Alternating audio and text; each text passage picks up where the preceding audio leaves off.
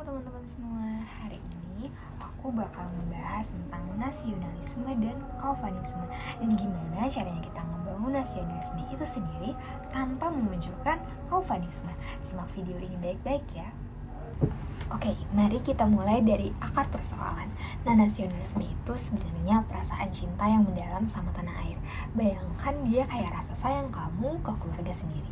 Kamu gak cuma bangga, tapi kamu peduli banget. Kamu pengen negara ini tumbuh, berkembang, jadi lebih baik setiap harinya. Nasionalisme yang asli itu bukan cuma soal kibar-kibaran bendera aja, atau teriak-teriak Indonesia Raya, tapi nyata dalam setiap tindakan kecil kamu sehari-hari.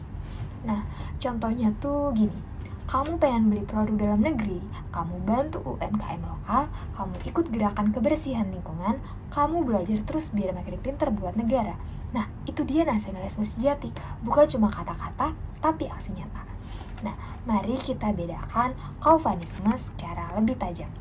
Nah, kaufanisme itu bukan sekedar rasa bangga berlebihan, tapi penyakit sosial berbahaya yang nyaris mirip virus yang merusak tatanan kebangsaan. Kaufanisme itu pada dasarnya superioritas artifisial yang dibangun di atas fondasi keangkuhan palsu. Orangnya punya karakteristik kayak selalu merasa benar, menganggap kelompoknya itu paling unggul, dan secara sistematis merendahkan kelompok lain. Ini bukan cuma masalah sederhana, tapi representasi dari kompleks inferioritas yang direpresi. Nah, apa bedanya nasionalisme dan kaufanisme? Ini dia bedanya. Kalau misalnya nasionalisme itu cinta sama negara, tapi tetap respek sama perbedaan. Sedangkan kaufanisme itu cuma teriak-teriak heboh, gak ada substansi. Kenapa kaufanisme berbahaya? Dia itu cuma bisa memecah belah. Dia bikin kita berpikir kita itu lebih unggul dari yang lain. Dia bikin kita gak mau dengerin perspektif baru. Dia kayak tembok tinggi yang ngalahin kita buat berkembang. Selanjutnya, gimana kita bisa membangun nasionalisme tanpa memunculkan kaufanisme? Yang pertama itu ada edukasi. Makin kamu tahu sejarah, budaya, atau persoalan negara, makin kamu bakal cinta sama Indonesia.